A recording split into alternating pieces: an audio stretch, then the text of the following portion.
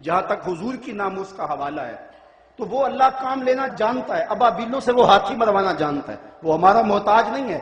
ابن حجر نے لکھا ہے اس بات کو کہ جب منگولوں نے پوری مسلم دنیا پہ قبضہ کر لیا، اور وہ دن بڑے دردناک دن تھے، جب بغداد میں خون بہ رہا تھا، جب غرناطہ لٹ رہا تھا، جب جامعہ نظامیہ کی لائبریری دجلہ کی موجوں کی زد پہ تھی، جب تہ خانوں میں پانی چھوڑ دیا گیا اور ہم نے 1.25 لاکھ لاشیں وہاں بھی اٹھائیں، وہ دن بڑے دردناک دن تھے تاریخ کے۔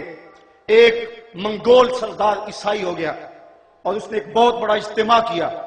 ابن حجر لکھتے ہیں کہ اس عیسائی بدبخت نے دریدہ دہنی کرتے ہوئے لوگوں کے اندر ہمارے پیغمبر صلی اللہ علیہ وسلم کی توہین کی۔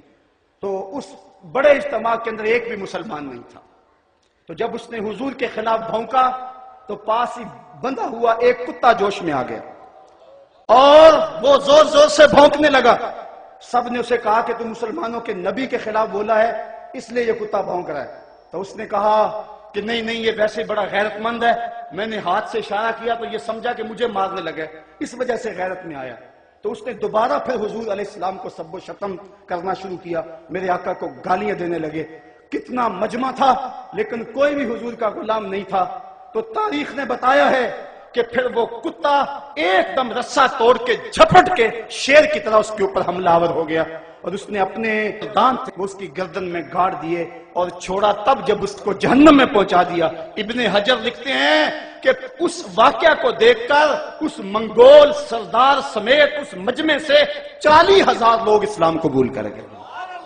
اللہ تو اپنے نبی کے دین کی اور اپنے نبی کی ناموس کی حفاظت یوں بھی کرنا جانتا ہے۔ کاش ہم اس کتے کا دانت ہی بن جاتے، اس کے پنجے کا ناخن ہی بن جاتے جو گستاخ رسول کو چیر کے رکھ دیتا ہے۔ تو وہ اپنے نبی کی ناموس کی حفاظت جانتا ہے۔ ابو لہب اگر بولے تو تبت یدا ابی لہب کا تازیانہ برستا ہے۔ وہ اپنے محبوب کی حفاظت کرنا جانتا ہے، لیکن یہ سعادت ہے جس کو نصیب ہو جائے